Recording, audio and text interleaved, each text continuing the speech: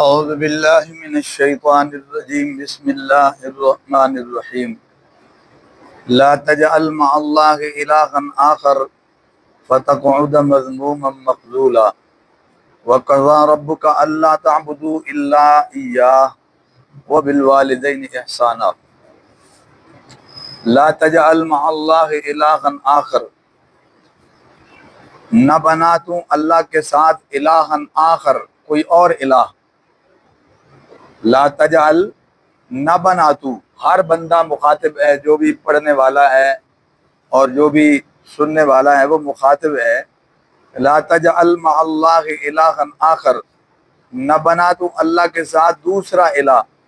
فتقعد مذموما، تو پس بیٹھ رہے گا تو مذمومن۔ مذمومن کا معنی ہوتا ہے مذمت کیا ہوا، جس کی مذمت کی جائے، جس کی جو ہے نا وہ برائی کی جائے۔ تو پس تو بیٹھ رہے گا مذمومن، مذمت کیا ہوا، مخذولا، بے یار و مددگار۔ مطلب یہ ہے کہ اگر اللہ کے ساتھ تو اور الہ بنائے گا تو کل قیامت کے دن اکیلا رہ جائے گا۔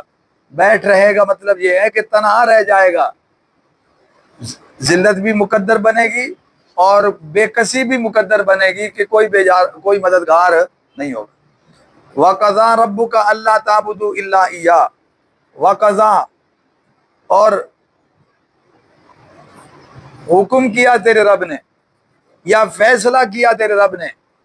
ظاہر ہے اللہ کا فیصلہ، اللہ کا حکم ہی ہے کہ اللہ تعبدوا الا ایہ، کہ نہ عبادت کرو تم مگر اسی کی۔ اللہ کا حکم کیا ہے، اس کا فیصلہ کیا ہے کہ نہ عبادت کرو تم مگر صرف اسی اللہ کی۔ وبالوالدین احسانا، اور والدین کے ساتھ احسان کرو، یعنی احسنوا بالوالدین احسانا، اور احسان کرو والدین کے ساتھ احسان کرنا۔ آگے بھی اگلی آیات میں بھی والدین کے بارے میں تعلیم ہے، اس پہ کل بات کریں گے، یہاں تک سماعت کر لیں۔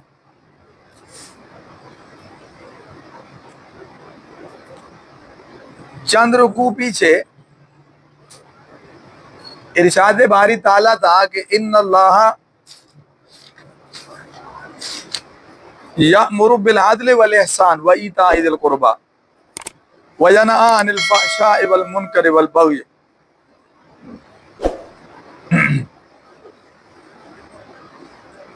اس میں کچھ باتیں ایسی تھیں جن کا حکم تھا اور کچھ باتیں ایسی تھیں جن سے روکا گیا تھا۔ تو وہ بہت ساری باتیں آ گئیں جن سے روکا گیا تھا، جن کا حکم کیا گیا تھا، وہ باتیں آ گئیں، اور ان میں سے ایک بات یہ ہے کہ لا تجعل مع اللہ الہا آخر۔ علماء نے لکھا ہے کہ یأمر بالعدل، یہ جو حکم ہے نا عدل کا، تو ظاہر ہے عدل کا مطلب حقدار کو اس کا حق ملے، تو یہ توحید کے بغیر عدل نہیں پورا ہوتا۔ عدل کا تعلق صرف مخلوق کے ساتھ ہو رہی ہے، خالق کے ساتھ بھی ہے کہ خالق کو بھی اس کا حق ملنا چاہیے، تو بندگی اور عبادت اس کا حق ہے، وہ اسے ملنا چاہیے۔ جب اس کے ساتھ کسی کو شریک کریں گے تو عدل کیسے ہوگا؟ اس کا حق تو اس کو نہ ملا۔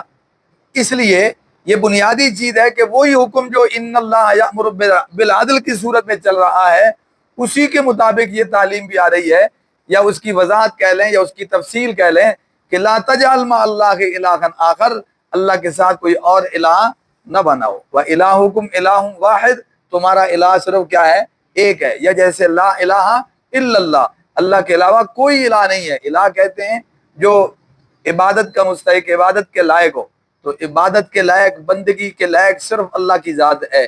جسے معبود بنایا جائے، جسے الہ مانا جائے، وہ صرف اللہ ہے۔ سمجھ آ رہی بات جی؟ لہٰذا دنیا میں لوگوں نے جھوٹے الہ بنائے ہیں، لیکن وہ سب باطل ہیں اور جھوٹے ہیں، چونکہ اللہ کے علاوہ کوئی آپشن ہی نہیں ہے اور اس کے ساتھ کوئی شریک ہے ہی نہیں، تو کوئی ایک بنائے اللہ کے ساتھ، یا دو بنائے یا تین بنائے، سمجھ آ رہی بات؟ وہ سب کا سب کیا ہوگا؟ شرک ہوگا۔ صرف ایک اللہ کی ذات ہے، اس کے ساتھ مزید کسی ایک کی بھی گنجائش نہیں، دو کی بھی گنجائش نہیں، تین کی بھی گنجائش نہیں، اور سینکڑوں اور ہزاروں کی بھی کوئی گنجائش نہیں ہے۔ صرف اللہ کی ذات ایک ہے، اسے ایک ماننا، ایک جاننا اور اسی ایک کی عبادت کرنا، یہ لازم ہے۔ اور اسی بنیاد پر کسی کے ساتھ ظلم زیادتی ہو جائے، یعنی عدل کے خلاف ہو جائے، تو بڑا جرم ہے۔ لیکن اللہ جل جلالہ کے حق میں اگر ناانصافی ہو اور عدل کے خلاف ہو تو یہ بہت بڑا جرم ہے، بلکہ سب سے بڑا جرم ہے۔ شرک کو اس لیے سب سے بڑا جرم کہا گیا ہے، ان الشرک لظلم عظیم۔ سمجھ آ رہی بازی؟ تو اس لیے فرمایا کہ فتقعد مذموما مخذولا۔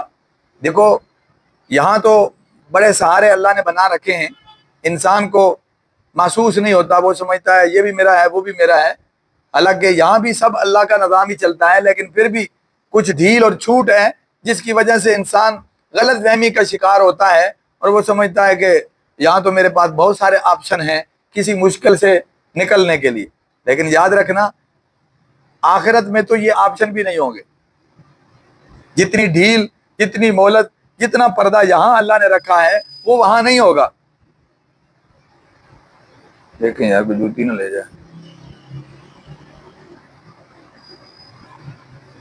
وہاں یہ مہلت نہیں ہوگی۔ سمجھ آ رہی بات؟ اس لیے وہاں بالکل کلیئر اور واضح بات ہے کہ سب اللہ کے حکم سے حرکت ہوگی، اس کے حکم کے بغیر حرکت نہیں ہوگی۔ نہ کوئی قدم ہٹا سکے گا سوالوں کے جواب دینے سے پہلے، اور اسی طرح نہ کوئی سفارش کر سکے گا اللہ کی مرضی کے بغیر۔ تو جس کی جو مدد ہونی ہے وہ سب اللہ کے امر اور اللہ کی اجازت اور اس کے حکم سے ہونی ہے۔ تو جس نے یہاں دنیا میں اللہ کے ساتھ کسی کو شریک کیا ہوگا تو وہاں اللہ اس کی کیسے مدد کریں گے؟ اپنے دشمن کی کریں گے، وہ شریکہ بنانے والے کی کریں گے، اللہ کے ساتھ شریک کرنے والے کی، اللہ جو ہے نا اپنے ساتھ شریک کرنے والے کی مدد کریں گے؟ سوال ہی پیدا نہیں ہوتا۔ اس لیے مشرک جہاں بھی پلیت ہے اور یہاں بھی گندا ہے اور یہاں بھی سب سے بڑا مجرم ہے، وہاں بھی بڑا مجرم ہوگا، جس کے لیے اللہ نے جنت کو حرام کر رکھا ہے۔ سمجھ آ رہی بات جی؟ اس لیے واضح طور پہ فرما دیا کہ جب اس نے اللہ کے ساتھ کسی کو شریک کیا تو پھر وہاں وہ بزت بھی ہوگا اور اسی طرح وہ تنہا بھی ہوگا، بے بس بھی ہوگا، کوئی مدد نہیں ہوگی اس کی، کوئی اسے دیکھ کے ترس بھی کھائے تو اس کی مدد نہیں کر سکے گا، کیونکہ اللہ کی طرف سے اجازت نہیں ہوگی۔ وہ اجازت دے گا تو ہوگی۔ اور یہ کیسے ہو سکتا ہے کہ اس نے خود قانون بنا دیا کہ وَمَن یُشْرِک بِاللَّهِ فَقَدْ حَرَّمَ اللَّهُ عَلَيْهِ الْجَنَّةَ، جس نے اللہ کے ساتھ کسی کو شریک کیا اللہ نے اس پہ جنت حرام کر رکھی۔ تو جس پہ جنت حرام ہوگی اس کی سفارش کیسے ہوگی؟ آئی سمجھ میں بازی؟ تو اس کا مطلب ہے رسوا بھی ہوگا، بے بس بھی ہوگا۔ اور اگلی بات وَقَضَىٰ رَبُّكَ أَلَّا تَعْبُدُوا إِلَّا إِيَّاهُ، یہ طے شدہ بات ہے اللہ کی طرف سے، واضح حکم ہے اللہ کی طرف سے، واضح فیصلہ ہے اللہ کی طرف سے، تو اس کے ساتھ کسی کو شریک صرف اسی کی عبادت کرو بس۔ اس میں کوئی کسی قسم کی کوئی گنجائش ہی نہیں چھوڑی گئی۔ اب جس کو آپ عبادت کہتے ہیں وہ اللہ کا حق ہے، چاہے وہ صدقہ ہے، خیرات ہے، مالی ہے، جسمانی ہے، وہ دعا ہے، پکار ہے، جس قسم کی آپ اسے عبادت کہتے ہیں تو وہ پھر کسی بزرگ کے لیے نہیں ہو سکتی، وہ کسی ولی کے لیے نہیں ہو سکتی، کسی نیک کے لیے نہیں ہو سکتی، اور کوئی حقدار ہے ہی نہیں اللہ کے علاوہ۔ بات سمجھ میں آ رہی؟ چاہے وہ جاندار ہے، بے جان ہے، چھوٹا ہے، بڑا ہے، پہلا ہے، بعد والا ہے، زندہ ہے، مردہ ہے، کوئی بھی ہے، اپنا ہے، بیگانہ ہے، اللہ کے ساتھ آپ اسے شریک نہیں بنا سکتے۔ سمجھ آ رہی بات جی؟ تو جب عبادت کہتے ہیں جسے تو وہ عبادت اللہ کا حق ہے۔ اچھا جی، وَبِالْوَالِدَيْنِ احسانًا، والدین کے ساتھ احسان کرو۔ دیکھو یہاں انداز دیکھو کہ پہلے اللہ نے توحید کا ذکر کیا پھر والدین کا ذکر کر دیا۔ اس کی ایک وجہ تو یہ ہے کہ سب سے پہلے حق اللہ کا ہے، اس کے بعد پھر والدین کا ہے۔ جیسے اللہ کا حق پورا کرنا ضروری ہے، بندوں میں سے والدین کا حق پورا کرنا بھی کیا ہے، بلکہ ان کے ساتھ تو احسان کے درجے تک جاؤ۔ یہ ایسے ہی ہے جیسے سورہ لقمان میں آتا ہے انشکر لی ولوالدیک، میرا بھی شکر ادا کرو، والدین کا بھی کرو۔ اپنے شکر کے ساتھ والدین کا شکر ملایا، یہاں اپنی بندگی کے ساتھ والدین کے ساتھ اس نے سلوک کو بھی ملایا۔ اس کا مطلب ہے کہ اللہ دنیا میں بھیجتے ہیں، زندگی اللہ دیتے ہیں، پیدا کرنے والے اللہ ہیں، روح ڈالنے والے اللہ ہیں۔ سمجھ آ رہی بات جی؟ ماں کے رحم میں بچے کو جو ہے نا وہ پرورش کرنے والے اللہ کی ذات ہیں، لیکن سبب چونکہ والدین بنتے ہیں اس لیے اپنے ساتھ ان کا ذکر کر دیا ہے۔ اصل حقیقی رب اللہ کی ذات ہے، لیکن یہ بھی پرورش کرتے ہیں نا، ان کو بھی رب کہا جائے، والدین کو بھی کہا ہے رب کا، آگے آ رہا ہے ان پہ بھی لفظ رب بولا ہے۔ حقیقی رب اللہ ہے اور یہ بھی پرورش کرنے والے ہیں، اس لیے ان کو بھی رب کہہ رہے ہیں۔ سمجھ آ رہی بات؟ حقیقی خالق اللہ کی ذات ہے، لیکن والدین بھی چونکہ اس کے پیدائش کا کیا بن رہے ہیں؟ ذریعہ بن رہے ہیں، تو اس بنیاد پر اپنے بعد ان کا ذکر کیا ہے۔ سمجھ آ رہی بات جی؟ اور یہ بھی یاد رکھنا، والدین کا جو حق ہے وہ والدین بننے کی وجہ سے ہے، نیک اور بد ہونے کی وجہ سے نہیں ہے، مومن اور کافر ہونے کی وجہ سے بھی نہیں ہے۔ ماں باپ وہ بن گئے تو ان کا حق بن گیا، بس یہ نہیں دیکھا جائے گا فرما بردار ہیں کہ نافرمان۔ لہذا والدین کو اس بنیاد پر نہیں جج کیا جائے گا کہ وہ اچھے ہیں کہ برے ہیں، والدین کو اس بنیاد پر ان کے حقوق ہیں کہ وہ والدین بن گئے ہیں، بس۔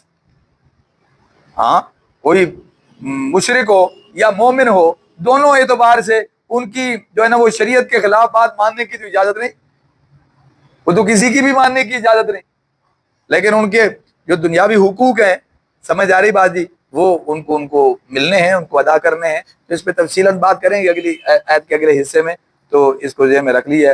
دعا کیا کریں اللہ پاک شرک سے بچائے، ہر قسم کے شرک سے اللہ محفوظ فرمائے۔ اس معاملے میں غیرت ہونی چاہیے، انتہائی آدمی کو سخت ہونا چاہیے، سمجھ آ رہی بات؟ شرک کی کوئی گنجائش نہ ہو، رتی برابر بھی اس میں نا رتی برابر بھی اس میں گنجائش نہ ہو شرک کے حوالے سے، یا ملاوٹ نہ ہو توحید میں ذرہ برابر بھی، اس میں انتہائی آدمی کو سخت ہونا چاہیے۔ دیکھو انبیاء علیہ السلام نے مارے کھائی ہیں اسی بنیاد پہ کھائی، یہ بنیاد ہے، یہاں سے جو عقیدہ بنے گا پھر اس کے بعد اس میں ساری زندگی غیرت نہیں جائے گی۔ جو ایک اللہ سے ڈرتا ہے وہ کسی سے نہیں ڈرتا، جو اللہ سے نہیں ڈرتا وہ سب سے ڈرتا ہے۔